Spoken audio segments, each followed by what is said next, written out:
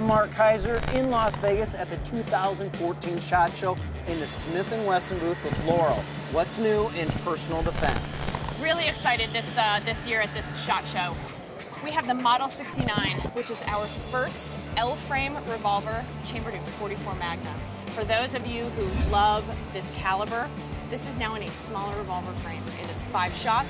It's something that we've never done before, so it is the first time you're going to see this caliber. So it's got all the punch, all the pack of a .44 Magnum, also .44 Special if you like, but in a smaller frame. So easier to carry, a little bit lighter, still does the job just as well.